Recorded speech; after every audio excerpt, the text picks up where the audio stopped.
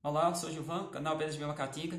Pessoal, após esse vídeo, eu acredito que você vai mudar seu perfil, seu comportamento, sua maneira de lidar com as abelhas. Então, muita gente perguntando por que eu não estou tendo sucesso com as minhas abelhas, você tem tanto sucesso. E eu vou responder para vocês diretamente aqui com a questão de relações ecológicas. Os seres vivos na natureza têm relações ecológicas. Relações, elas podem se dar em dois níveis e ter outras subníveis dentro desses dois níveis. Intraespecífica, indivíduo da mesma espécie. Um exemplo clássico é competição e pilhagem. A competição a gente vê muito na natureza quando os indivíduos tentam dominar. Com as abelhas não poderia ser diferente. As abelhas elas podem fazer o quê?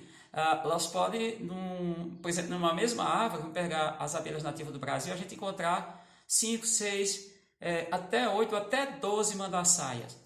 Pode pegar em outra, dependendo da localidade, encontrar 4, 5 jataí. Pode encontrar na mesma árvore 3, 4 tubuna e assim sucessivamente. O que acontece? Elas estão ali porque o espaço permite. Agora, se você colocar abelhas demais, isso pode causar uma competição. Acontece muito com jataí. Jataí é uma abelha que ela é territorialista. Portanto, não adianta você colocar muito adensamento, ou seja, muito próxima da outra, as colônias, porque elas vão competir entre si. E elas acabam recaindo nessa segunda relação intraespecífica, que é a pilhagem. Inclusive, também, quem cria abelha africanizada, pode ocorrer isso. Inclusive, no manejo, às vezes, numa colheita de mel, não é recomendado deixar melgueiras, para um processo que o pessoal chama de lamber, para retirar o mel que resta depois da centrifugação, porque isso pode provocar pilhagem. Essa pilhagem vai acontecer o quê? É uma competição entre indivíduos da mesma espécie, os mais fortes levam a melhor. E os que são mais fracos, e aí imagina, se tem uma colônia fraca, você acaba perdendo. Toda hora tem gente perguntando sobre isso, então cuidado. A outra coisa que eu chamo a atenção, que aí já é mais complicado, é as relações interespecíficas, o quê? Entre espécies diferentes. Abelhas nós temos cerca de 400 espécies no nosso país. Então, sem contar essa que é um bicho nosso, que é africanizada, que foi hibridizada.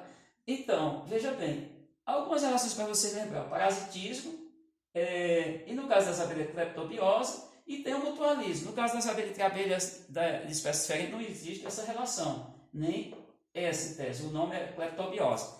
Mas vamos entender o que é a cleptobiose. A cleptobiose é vista dentro das espécies do gênero Leschimellite, a Leschimellita limão, Leschimellita tropicalis de maior ocorrência no Brasil, tem outras aqui na América. Elas, por uma condição que elas não têm corbícula, etc., elas vão pilhar, elas vão retirar todo o material da outra. Então, esse processo é chamado de cleptobiose. Então, não deve fazer, mas não é. A cleptobiose é visível normalmente na Leschimellita ou a abelha limão com outras espécies. Mas, dentro das espécies que não são, não está envolvida nessa espécie, também pode ocorrer um processo que seria cleptobiose. Então, o que acontece? Se você criar abelha muito junta, várias espécies, eu tenho visto pessoas populares, robistas, colecionadores, não estou aqui criticando, estou apenas dizendo o que é, você pode perder suas abelhas. Isso não é legal, não é interessante. Então, você vai criar espécies diferentes, é bom deixar uma distância, depende muito, talvez uns 5 metros, depende, tiver uma barreira física entre as abelhas, as espécies, também é uma situação interessante. Então, se você não fizer isso, você pode ter prejuízo, não é interessante. Então, aqui, aí sim, quando isso acontece? Acontece também mais quando você tem uma colônia bem forte comparada com outra espécie que a colônia está bem fraca.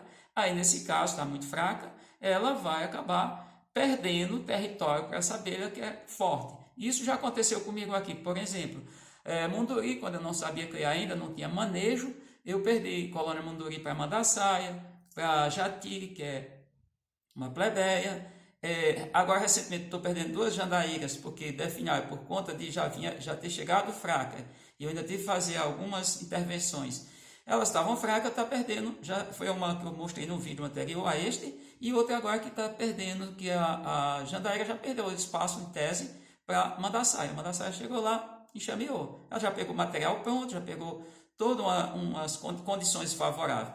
E aí, outra coisa que eu quero falar para vocês também ainda nesse vídeo, para a gente fechar, é criar abelha, lembrando que nós só temos uma abelha que está climatizada aqui, que é tratada como cientificamente Apis mellifera, mas foram 6 subespécies de recepgrafia trinominal que foram misturadas, isso no ano de 1956 pelo Dr. Kerr. A gente já conhece muito do trabalho dele. Qualquer pessoa que cria abelha já ouviu falar de Paulo Nogueira Neto, Dr. Kerr, Padre Humberto Bruno, Padre Moura. Mas o fato é que essa abelha antes, as espécies trazidas da Europa, elas não conseguiam, não era migratória, não era forte, não era climatizada, elas definhavam e morriam. O que acontece com as nossas abelhas? Se você tirar uma abelha de um ecossistema para outro, de um local para outro, a chance de você manter essa abelha são pequenas, são mínimas, ao ponto de você até às vezes conseguir reproduzir, mas não consegue produção.